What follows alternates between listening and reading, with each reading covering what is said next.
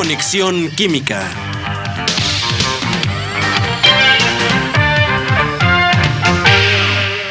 Se decía que la Primera Guerra Mundial sería la guerra que acabaría con la guerra. La Gran Guerra fue un terrible periodo de la historia, sin embargo, hubo un gran desarrollo científico, gracias a la guerra que se usó para fines pacíficos. Una base particular en la tecnología de la química fue el proceso de Haber-Bosch, originalmente desarrollado para sintetizar amoníaco para la producción de explosivos. Pero el amoníaco también es el material necesario para la producción de fertilizantes, así que tras la guerra, el proceso de Haber-Bosch encontró un nuevo propósito. Antes de que el amoníaco pudiera producirse artificialmente, se obtenía de fuentes naturales, por ejemplo, las heces de aves encontradas en varias islas de Sudamérica. Gracias al trabajo pionero de Fritz Haber y Carl Bosch, la producción de amoníaco ya no depende de las colonias de aves.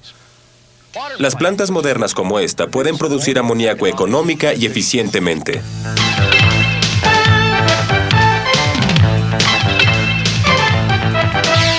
Equilibrio, ácidos y bases en cambios químicos, reacciones opuestas en sistemas de equilibrio. En este programa usaremos el proceso de Haber-Bosch para aprender cómo las concentraciones de equilibrio de los reactantes y los productos en un sistema de equilibrio pueden cambiarse. Dependiendo de las condiciones ambientales como la temperatura y la presión, verán cómo el reactante y la concentración del producto en distintos equilibrios pueden usarse para derivar la ley del equilibrio. Aprenderán sobre la constante de equilibrio, K, cómo calcularla y cómo interpretarla. Compararemos varios equilibrios diferentes usando la ley del equilibrio. E incluso aprenderán algo sobre las conexiones entre Fritz Haber, el amoníaco y el premio Nobel. Pero antes, es hora de ver cómo se hace el fertilizante.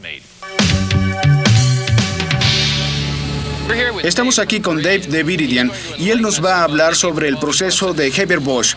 Dave, ¿qué puedes decirnos sobre el proceso de Haber-Bosch?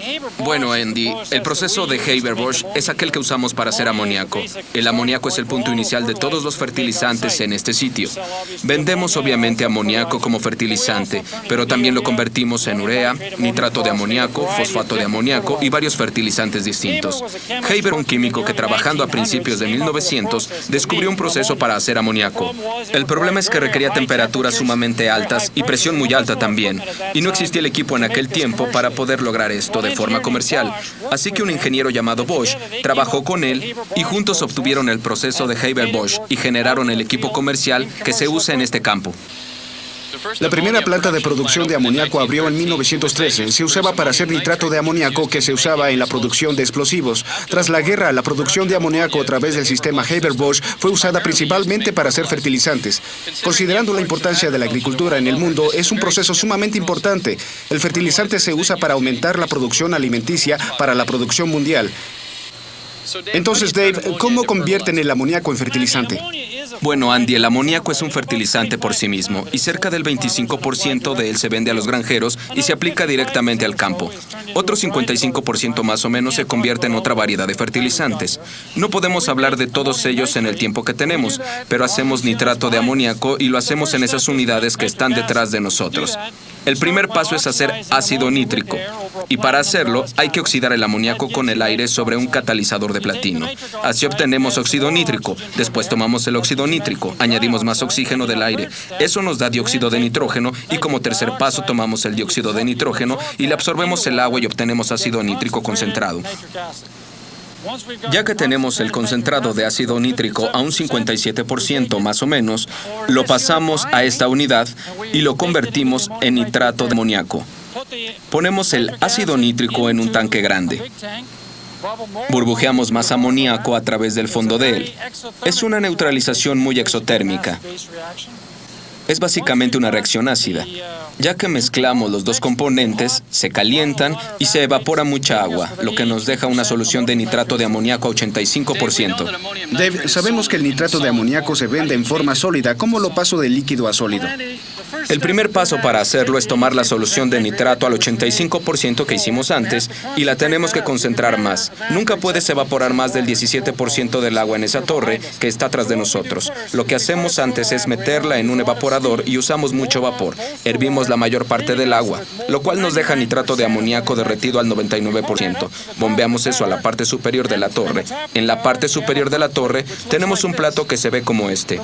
La solución fundida se bombea a través de agujeros en el plato y sale como una cuerda de gotas, como en una regadera, solo que mucho más grande. Las gotas caen a través de la torre. El aire pasa rápidamente hacia ellas. Hay grandes ventiladores en la parte superior que impulsan el aire a lo largo de la torre. Cuando caen se enfrían y solidifican, y lo que quedaba del agua sale de ellas. Así que cuando llegan al fondo están tibias y contienen menos del 0.2% de agua cuando son recuperadas. Gracias, Dave. Luego veremos el sistema de equilibrio nitrógeno-hidrógeno-amoníaco que forma la base del proceso de Haber-Bosch. El desarrollo del proceso para hacer amoníaco fue tan importante que tanto Fritz Haber como Carl Bosch ganaron el Premio Nobel de Química. ¡Cielos! Amoníaco, qué fuerte olor. Es un olor que nunca olvidarán. Los químicos en el siglo XIX invirtieron mucho tiempo en el laboratorio tratando de generar este gas a partir de sus elementos y lo lograron. El problema era que obtenían muy poco amoníaco. No pudieron obtener cantidades significativas del gas. A principios del siglo XX, Fritz Haber estaba trabajando en este problema, viendo cómo aumentar el rendimiento del amoníaco. Descubrió que si el sistema en el que se producía el amoníaco era calentado y apretado por una presión intensa y en presencia de un catalizador de hierro, el rendimiento aumentaba. Consideremos algunos de los datos de Haber. Él y sus estudiantes hicieron muchas medidas de las concentraciones de amoníaco presentes en equilibrio. Por ejemplo, a 300 grados Celsius y 300 atmósferas de presión, o sea, 300 veces la presión a nivel del mar, el porcentaje del amoníaco en el sistema de equilibrio es de cerca de 71%. Encontraron que a tan alta temperatura con la misma presión, el amoníaco tendía a romperse en gas hidrógeno y gas nitrógeno. Esto reducía la concentración de amoníaco presente en el sistema. Por ejemplo, a las mismas 300 atmósferas de presión, pero a 700 grados Celsius, el porcentaje de amoníaco en un sistema caía del previo 71% a cerca de 7.3%. Tras repetir los experimentos, se dieron cuenta de que la mejor combinación de temperatura y presión era una temperatura moderada, pero una alta presión. A solo 200 grados Celsius y a 1000 atmósferas de presión, el porcentaje de amoníaco subió a 98%. Estos diferentes porcentajes indican que la cantidad de amoníaco en equilibrio puede variar mucho, dependiendo de la temperatura y presión. Pero puede verse un patrón en este equilibrio. Y otros. Este patrón es lo que examinaremos en detalle en un momento. Pero antes, un uso para el amoníaco que realmente nos destapará la nariz. Muy bien, arriba, arriba. ¡Sostente! Eso es. ¡Baja ya! 90 kilogramos en la barra. Pero antes de levantar este peso, el atleta debe concentrarse. Para ayudarlos, los levantadores de peso suelen respirar rápidamente sales. El poderoso olor del amoníaco hace que el levantador se enfoque, así que su levantamiento resulta ser más exitoso.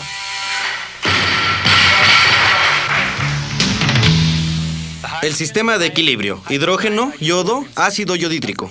El hecho de que haya una razón de 1 a 1 en la ecuación química balanceada entre el hidrógeno y el yodo, ¿significa que en equilibrio habrá iguales cantidades de hidrógeno y de yodo en el sistema? Bueno, veamos un sistema en donde introduzcamos 6 moles de gas hidrógeno y 6 moles de gas yodo. Y en equilibrio, 3 moles de hidrógeno habrán reaccionado. ¿Qué sucede? Veamos.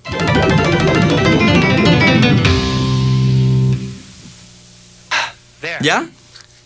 No, eso no es lo que significa. Lo que significa es que un mol de gas hidrógeno reacciona con un mol de gas yodo para producir 2 moles de ácido yodhídrico o yoduro de hidrógeno gaseoso. O sea que 3 moles de hidrógeno con 3 moles de yodo nos darán 6 moles de ácido yodhídrico. Esto sucede gracias a la razón. Pero miren lo que pasa. 3 moles de gas hidrógeno y un mol de gas yodo no son iguales. Depende de con qué comencemos. Analicemos el sistema de equilibrio. ¿Podemos? Stephanie, quiero que me ayudes a ver este sistema de equilibrio. Es uno muy común y se llama el sistema de equilibrio hidrógeno-yodo-ácido yodhídrico.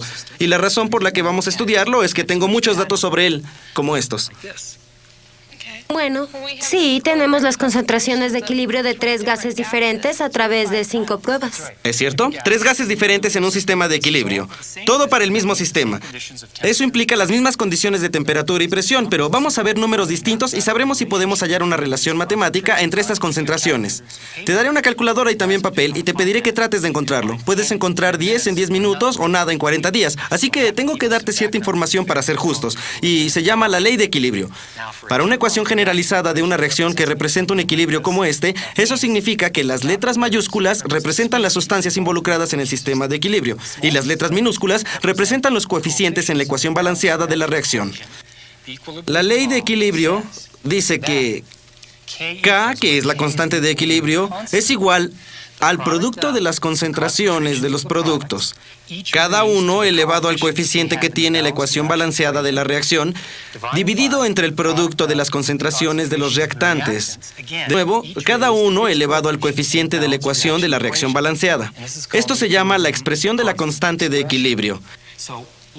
Ahora veamos si podemos generar una de esas expresiones para el equilibrio. Hidrógeno, yodo, ácido yodhídrico. ¿Me ayudarás? Claro. Tomamos la concentración del gas de ácido yodhídrico y la elevamos al cuadrado. Luego la dividimos entre el gas hidrógeno multiplicado por el gas yodo.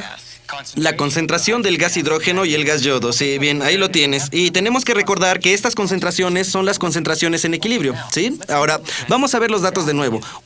Usaremos los datos de la prueba número 1 y los sustituiremos en esta relación. Ese será el primer paso para ver este patrón del que hemos estado hablando. Sí. La concentración del gas yoduro de hidrógeno es de 0.156 moles por litro al cuadrado, dividido entre el producto de las concentraciones de gas hidrógeno y gas yodo. En este caso son los mismos resultados, y el resultado es 49.4. ¿Qué pasa con las unidades? Se dividen. Sí, se van. Entonces, ¿podrías ayudarme con las otras pruebas? Claro. En realidad, creo que te ayudaré. Tenemos que tomar la constante de equilibrio. Es la del gas ácido yodhídrico. Y hay que subirlo al cuadrado. ¿Correcto? Y dividirlo entre el gas hidrógeno. Concentración. La concentración que se multiplica por la concentración de gas yodo. Correcto, todo esto es la expresión de la constante de equilibrio. Ahora sustituyamos. La concentración del gas yoduro de hidrógeno es de 0.280 moles por litro. Al cuadrado. La concentración del gas hidrógeno es de 0.0350 moles por litro. Y la concentración del gas yodo es de 0.0450 moles por litro. Y la respuesta es 49.8. Y no hay unidades porque se cancelan. ¿Es verdad? Vamos al siguiente.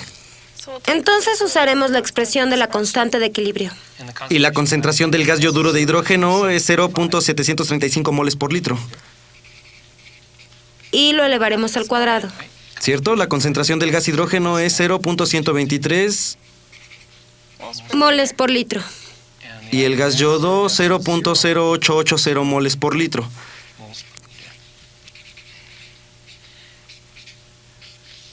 Calcula, por favor, 49.9. Bien, buen trabajo. Si calculamos esto y ya lo tengo en la pantalla, así que veámoslo. Ahora todo está listo y podemos verlo. Bien, está bien, buen trabajo. Gracias. Ya que tenemos todo esto, ¿qué notas? Bueno, son prácticamente la misma cantidad. Sí, que es donde está la ley de equilibrio y la constante de equilibrio. Y estos valores son constantes dentro del error experimental. O sea que la ley de equilibrio, por lo tanto, nos dará la constante de equilibrio. Bueno, están relacionadas. Sí, ahora te preguntarás, ¿de qué nos sirve esto como predicción o algo más? Bueno, después responderemos esas preguntas, pero antes creo que necesitamos un poco más de práctica para ver cómo se obtienen esas expresiones de la constante de equilibrio. Resumen. La expresión de la constante de equilibrio describe la relación entre las concentraciones de las sustancias presentes en un sistema en equilibrio.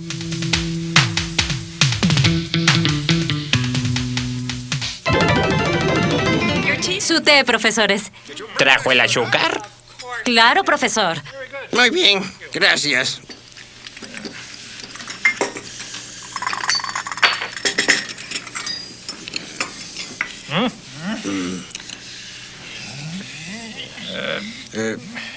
Ya no se va a endulzar más. ¿De qué estás hablando, hombre? Claro que lo hará. Su té ya no se va a endulzar más, aunque le siga poniendo azúcar. No se va a volver más dulce. Sí, claro que lo hará. Le añadiré más azúcar. Habrá más colisiones entre solvente y soluto, por lo tanto más disolución. Por lo tanto vas a ver más dulce. Pero Puddleby ya alcanzó la saturación, hombre. Su té está en equilibrio. Si le añade más azúcar, solamente se asentará más azúcar en el fondo de la taza. ¿Ya ve? No solo se aumenta la tasa de disolución, sino también la tasa de cristalización. ¿No entiende? Está en equilibrio. Ambas tazas son iguales. Aquí le mostraré lo que le quiero decir. Su té puede considerarse como un sistema en equilibrio. Sí, ya sé. La sacarosa sólida más agua hace sacarosa disuelta o sacarosa acuosa. ¿Qué quiere decirme entonces? Puddleby. Ya le añadió al menos 15 cucharadas de azúcar a su té. Aproximadamente después de la 10ª, la tasa de solidificación es igual a la tasa de disolución. Como ve, su té está en equilibrio. No se va a endulzar más. La dulzura, señor, es constante. Ah, como la constante de equilibrio. Le mostraré algo. Enfermera. Enfermera Carter. Sí, profesor Puddleby. Enfermera, quisiera que escuchara esto y viera si le queda claro. Le voy a mostrar un típico sistema de equilibrio. Si ve esto, las letras pequeñas representan los números a balancear en la ecuación de la reacción. Y las letras grandes representan los reactantes y los productos. Voy a usar todo esto para escribir una expresión de la ley de equilibrio para... Para el sistema de equilibrio ácido clorhídrico óxido de fierro 3. Permítame. De acuerdo con la ley de equilibrio, que es... La constante de equilibrio es igual al producto de las concentraciones de equilibrio de los productos químicos divididas entre el producto de las concentraciones de equilibrio de los reactantes químicos, donde cada concentración está elevada a la potencia del coeficiente de cada sustancia. Hay que tener en mente que los productos siempre se dividen entre los reactantes, así que aparentemente en este caso la constante de equilibrio es igual al producto de las concentraciones de equilibrio de cada uno de los productos químicos. En este caso, el hierro 3, cloruro y agua, dividido entre el producto de las concentraciones de equilibrio de cada uno de los reactantes, ácido clorhídrico y óxido de fierro 3, donde cada concentración se eleva a la potencia de cada sustancia. En este caso, al cuadrado, al cubo y a la sexta. Pero se le olvidó algo, enfermera. ¿Qué incluimos? ¿Agua líquida y óxido de fierro 3 sólido? Espléndido. Muy bien, enfermera. De acuerdo. Dije aparentemente. El hecho es que la expresión de la ley de equilibrio para la reacción que acabamos de ver no es así.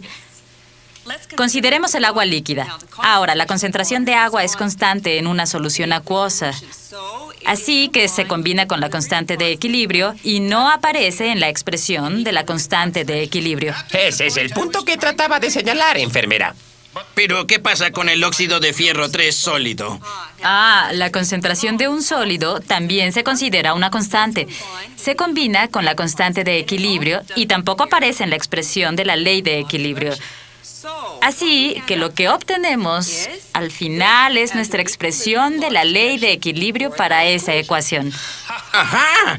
Así que los sólidos en forma de reactante o de producto y el agua líquida nunca se incluyen en las expresiones de las constantes de equilibrio. ¿Qué opinas de eso, Puddleby? Bueno, te diré, Higginbottom. Creo que la enfermera Carter sabe mucho sobre la ley de equilibrio y la química. Eso es claro. ¿Qué me dices del té?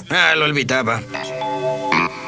Bueno, hemos aprendido la ley de equilibrio y hemos aplicado esta a sistemas de equilibrio.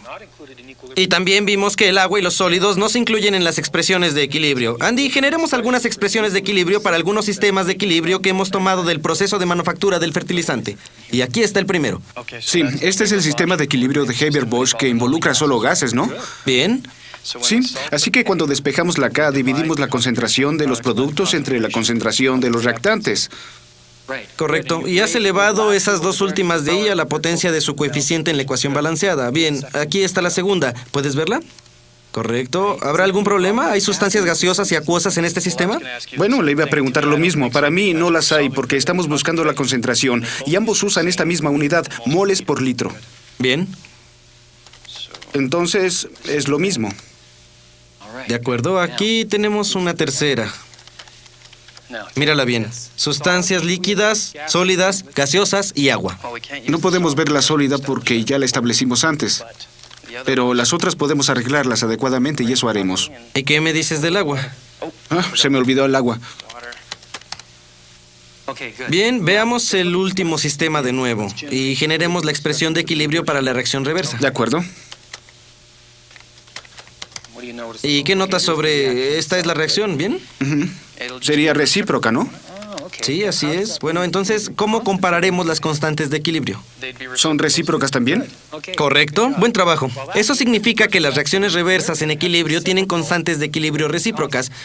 ¿Es todo lo que podemos aprender a partir de la expresión de la constante de equilibrio y la ley de equilibrio? Sigan mirándonos y lo verán.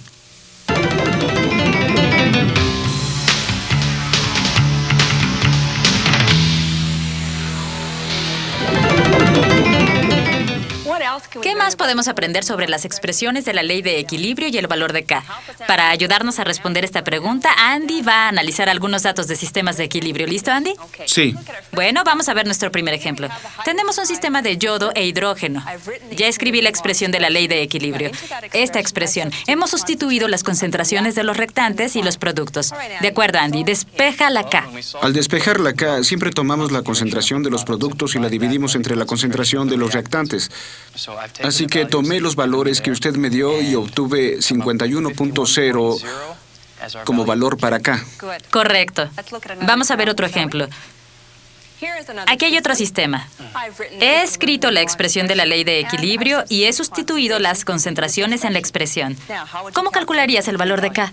Bueno, en esta hay que recordar que no podemos usar el agua líquida en la ecuación y que el 1.33 por 10 a la menos 3 moles por litro al cuadrado es en realidad la concentración del ion para ambos productos. Así que la respuesta es 1.77 por 10 a la menos 5 moles por litro. Perfecto. Notarás que a veces tenemos unidades, moles por litro, moles cuadrados por litro al cuadrado o ninguna unidad. El valor de K es muy importante y no necesariamente las unidades y a veces ni siquiera usamos unidades aunque las tengamos. Comparemos los dos valores de K. ¿Qué notas? Uno de ellos es muy grande y el otro es muy pequeño. Cierto. Eso es muy importante. Tenemos que obtener las concentraciones de los reactantes en equilibrio y compararlas con las concentraciones de los productos en equilibrio. Examinemos el primer sistema. ¿Qué notas aquí? En el primer sistema, la concentración de los productos es unas 7 veces más grande que la concentración de los reactantes. Muy bien. Por lo tanto, tenemos una K muy grande, ¿cierto? Vamos a ver el siguiente.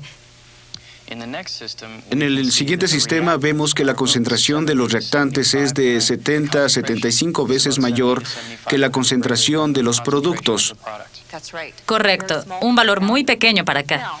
En estos datos, usando esto, ¿qué conclusión puedes obtener? Cuando estamos despejando la K, si la concentración de los productos es mayor que la concentración de los reactantes, entonces K es grande y el equilibrio favorece los productos. De acuerdo, ¿qué más? Si estamos despejando la K y la concentración de los reactantes es mayor que la concentración de los productos, entonces la K es pequeña y el equilibrio favorece los reactantes. Muy bien. Ahora usemos esta información que has obtenido y apliquémoslo a la pregunta. Esta es la pregunta que te daré. Tengo un sistema, 6 sistemas, y en ellos te daré los valores de K. Viendo los valores de K, ¿puedes decirme qué sistema favorece más a los productos? Yo creo que el sistema número 3, ya que el valor que nos dio es el mayor entre los valores de K que están enlistados. Simple, ¿no es cierto?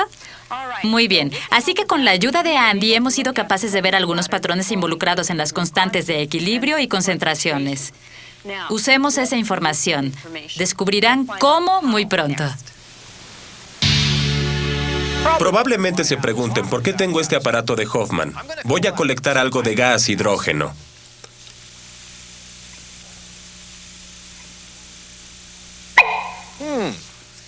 Esta reacción es muy explosiva, como pueden ver. También pensarán que esta reacción se puede dar en un solo sentido. Todos los reactantes se vuelven productos. Pero no, hay equilibrio aquí también. ¿Cómo podemos representar el sistema de oxígeno-hidrógeno en equilibrio? Bueno, ya veremos. En este sistema en equilibrio, que se da después de que el hidrógeno explota, la concentración de los productos es extremadamente alta comparada con la concentración de los reactantes. ¿Qué tan alta? Bueno, los estudios han mostrado que si el producto de las concentraciones del hidrógeno y el oxígeno es de una unidad, la concentración del vapor de agua al cuadrado sería 9.1 por 10 a la 80 potencia mayor. Ahora sé lo que están pensando. La concentración de agua es constante y nunca se incluye en la expresión de la ley de equilibrio. Bueno, eso es cierto para el agua líquida. Pero esto es vapor de agua, un gas. Y la concentración de un gas cambia dependiendo del volumen y la presión. Y si cambia, no es constante. Así que la concentración de vapor de agua se incluye en la expresión de la ley de equilibrio. En fin, para este sistema, la única forma en la que el numerador podría ser tan grande en equilibrio es si la concentración de vapor de agua fuera enorme, comparada con las concentraciones hidrógeno y gas oxígeno. Esto significa que la reacción entre hidrógeno y gas oxígeno en equilibrio esencialmente se completa. Los productos son enormemente favorecidos. Un mensaje que descubrimos gracias a la increíblemente grande constante de equilibrio de este sistema. Recuerden, cuanto mayor sea el valor de K, más tiende a completarse la conversión de los reactantes en los productos. Por supuesto, eso significa que la reacción reversa, o sea, la descomposición de vapor de agua en hidrógeno y gas de oxígeno, tendrá un valor de K muy bajo. De hecho, es 1.1 por 10 a la menos 81, o 0.00000. Bueno, ya entendieron. El valor de K para la reacción reversa es la recíproca del valor de K para la reacción hacia adelante. Y un gran valor para K en la reacción hacia adelante indica que hay un valor pequeño para la reacción reversa. Los valores de K que se aproximan a 1 indican que en equilibrio, las cantidades de reactantes y productos son casi iguales. O sea que la reacción no está favorecida ni hacia adelante ni hacia atrás en grado significativo. Como ven, la constante de equilibrio K es un valor útil. La magnitud de K nos dice las cantidades relativas de reactantes y de productos en equilibrio. Nos indica si los reactantes o los productos son más favorecidos. Y nos dice si la reacción hacia adelante procede hasta completarse, o solo parcialmente, o no sucede en un grado apreciable. Todo esto nos lo dice la K. En este programa vimos cómo el proceso de Haber-Bosch se adapta de la industria de los explosivos hacia propósitos más pacíficos, proveyendo amoníaco para la producción de fertilizantes. Vimos cómo cambiar la temperatura y la presión podía modificar las concentraciones de los gases presentes en el proceso de Haber-Bosch y, por lo tanto, la producción de gas amoníaco. Tomamos esta idea de diferentes porcentajes de reactantes y productos a diferentes equilibrios para derivar la ley de equilibrio. Aplicamos la ley de equilibrio a una variedad de sistemas de equilibrio para obtener las constantes de equilibrio K. Y finalmente, vimos cómo interpretar las distintas magnitudes de K para describir los sistemas de equilibrio. La ley de equilibrio y la constante de equilibrio. Conceptos útiles que nos ayudarán a conectar la teoría de equilibrio a lo que observamos en los sistemas del equilibrio químico. En los sistemas de equilibrio, en las reacciones reversas en equilibrio tienen reversas recíprocas. Recíprocas. ¿Qué opinas de eso, Puddleby? Bueno, piense, Higginbottom, que la enfermera... ¿cómo te llamas? Rosie. Rosie. Analicemos el equilibrio de mi mente. Te mostraré la constante de equilibrio. Enfermera Carter. Sí, profesor Puddleby.